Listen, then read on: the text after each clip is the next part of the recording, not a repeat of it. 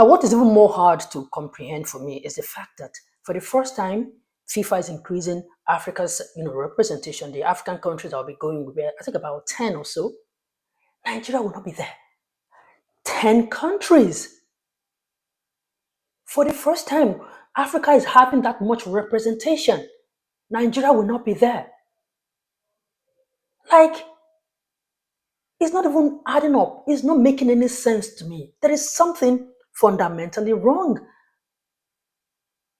10 teams, when it was even five that goes, that the 5 countries that goes from Africa, Nigeria somehow still finds a way inside. Now, this time there are 10 and we can't even make it.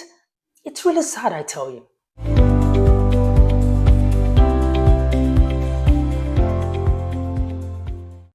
Okay, guys, I didn't want to do this video on Tuesday because I was waiting for Benin Republic and Lesotho to play their game so that I can have a clear picture on where Nigeria stands on Group C of the FIFA World Cup qualifiers.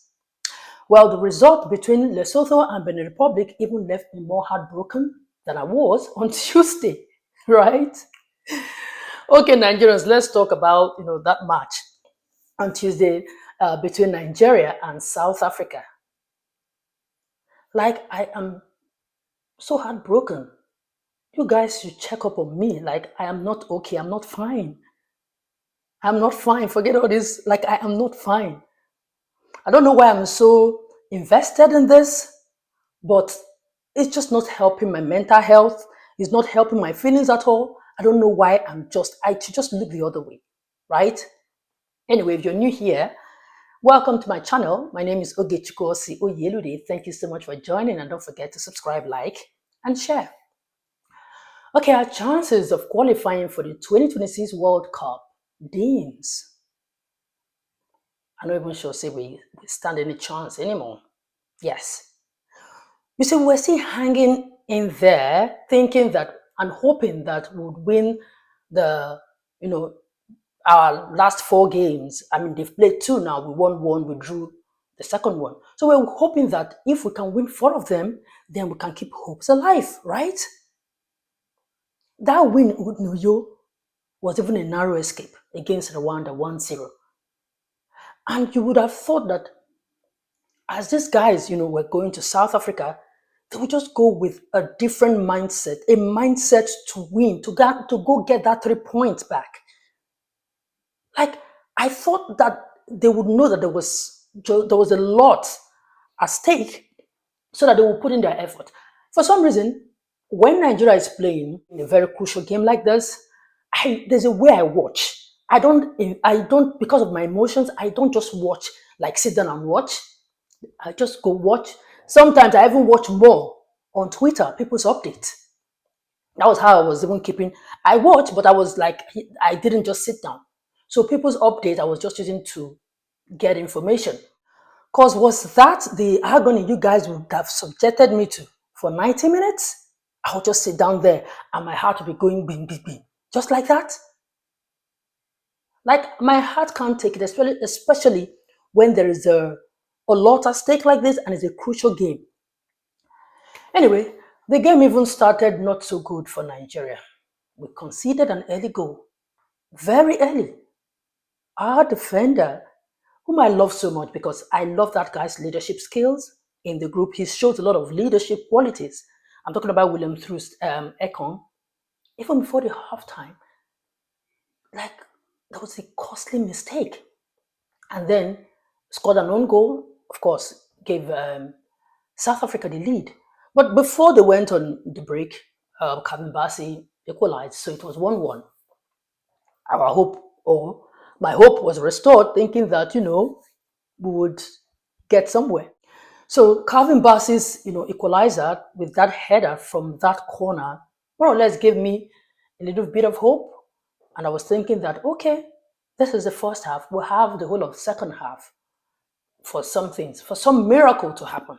We're hoping for, some sort of a positive second half. But at the blast of the final whistle, it was still 1-1. That more or less gave me the conclusion that maybe we're not going anywhere. Anyway, as it stands now on the Group C table, Nigeria is at the third position, as you can see, with 11 points, as Benin Republic dismantled Lesotho 4-0 to earn themselves the second spot in that group.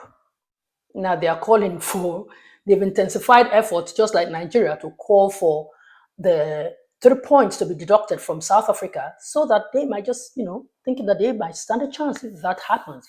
But in the meantime, even in the best losers table, just take a look at where Nigeria is at the moment. It go hard for those who are hoping against hope. Because as it stands now, I'm always a very hopeful person. But you see this one, I feel there is no hope at all. I feel there is no hope. Because if we're even second, we're third. Like we're not waiting for somebody to lose for us to, So that means Nigeria is likely or is going to miss the 2026 FIFA World Cup. Yet again. Like Nigeria is going to now miss like 2 consecutive FIFA World Cups. The last time we went to World Cup was in 2018. Yes. 2 World Cups in a row. Now, what is even more hard to comprehend for me is the fact that for the first time, FIFA is increasing Africa's representation. The African countries that will be going will be, I think, about 10 or so. Nigeria will not be there. 10 countries. For the first time, Africa is having that much representation. Nigeria will not be there. Like, it's not even adding up. It's not making any sense to me. There is something fundamentally wrong. 10 teams, when it was even 5 that the 5 countries that goes from Africa. Nigeria somehow still finds a way inside. Now, this time there are 10, and we can't even make it. We have been going for World Cups. It's really sad, I tell you. Very sad. Like, I am not okay. Meanwhile, I hear that the NFF is blaming Captain Ekong and Cyril Deza following their 1-1 draw against South Africa. Okay, I get it. We are all upset. Anyway, in the post-match statement, the NFF Director of Communications, Mr. Ademola Olajire, faulted these 2 guys. Deza first. He faulted Deza's, display. Now, for Troost Ekong, he blamed Troost Ekong's costly mistake as what more or less diminished the fighting spirit of the Super Eagles after he inadvertently swept the ball into his own net in the 25th minute. And somehow, Stanley Wabali, I'm sure he wasn't expecting it, and then the ball went in, giving Bafana the lead. You see, I get it, we're all upset, we're all angry and all of that, but yes, it's a costly mistake, I know, because me too, like I said, I'm nursing a heartbreak, you get? So yeah. But you see, it's a teamwork, so I don't think it's responsible for you to be calling them out like this. Yeah, we all watched, we all saw the mistakes and all of that, but now releasing a presser and calling them out like that, I don't think it's fair. I don't think it's wise. It's a wise thing to do because these guys also, there are some other games that these guys have done well. A crucial match like this, you don't want them feeling like they cost the nation this disappointment.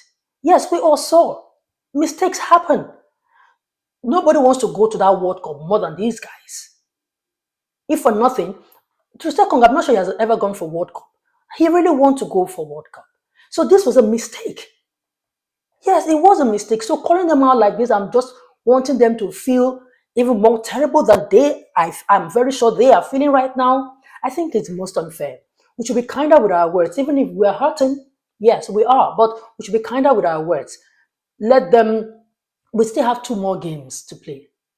And maybe the calculation, let's continue. Let's still give ourselves hope that maybe FIFA, deduct South Africa's point, work with me.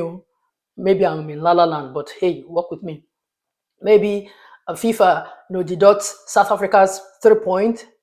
Benin Republic, that is second, loses their 2 remaining games. Nigeria wins their 2 remaining games, and South Africa, so more or less, maybe draws or maybe loses a game or something. It's the permutation is still there, although it's just like almost nothing. Since there is still that chance of deduction of that point, if FIFA is going to deduct, yes, if they deduct, South Africa is on 17 now. If they deduct, South Africa goes back to 14, right? Benin Republic is on 14 now. Nigeria is on 11. So yeah, it's still open. Am I am I dreaming? But hey, that's the fact. That is if that deduction is made. Because if that deduction is not made, South Africa is already on 17 points, right? So yeah, like I said, we are all hurting. We all want to be at the World Cup because we know the glory it brings to the country, even if nobody's going to carry, we don't know whether anybody will carry the cup or anything. But we just want to go for the World Cup. Yes, we want to go. And this year, USA, I think Canada and Mexico, I think is a joint host or something. Correct me if I'm wrong. So every country wants to be there, right? Including Nigeria too. So yeah, we're all hurting, but don't single them out. If they win together. If they lose together, right? Singling them out like that, it's tacky. It's just you're just make more or less still setting them up for drags, especially when Nigeria is already dragging them. Yes, because I'm sure there are a lot of people who are angry more than even the Mr. Lajiri that wrote that presser. But hey, it's not from you. If everybody is stoning them, it's not you too that will be stoning them more, right? Because if we all want to unpack everything and let's dissect from the beginning how they got to this point, NFF will not be excluded from the damage. Let's not just go there. Let's not let's not go there. All these changing coaches, every year market day, you're changing coaches and all of that. And before the coach will learn to work with work with them as a team, you are changing that coach, you're bringing another. Let's not go there. So if we want to point fingers at these guys, the remaining 4 will be pointing at NFF. So let's just respect ourselves. If by chance miracle happens and we find ourselves on the the top list in our group, because I feel like it's surer for us to try and make it out in our group than go to that lucky losers table. Are you seeing where we are? And you see, it's like only 4 people will play the kick the what's the kickoff they call it, that will now qualify there. The one person will now come out from this list of people in the lucky losers. One person will come out there and go and play someone from another continent to make it to World Cup. So it's just a whole lot of struggle going through that route than winning through your group stage. So anyway, we're all sad. We're all mourning that we're not going to yet another World Cup. But hey, there are still other World Cups that will come. Let's console ourselves. Anyway, what do you think, guys? I'm just trying to laugh, but it's really not funny, honestly. It's really not funny. So, like I said, the guys too love to be at the World Cup, but did they fight hard enough? Well, it is what it is. But what I wouldn't subscribe to, it's just blame them like they have never gotten it right. No. Especially, Trist Ekong, that guy is solid. That guy shows leadership in the team. So it would be very unfair to just talk to him like he has never done anything good, right? Anyway, guys, what do you guys think? Let's continue in the comment section, okay? I see you again in my next video. Bye for now.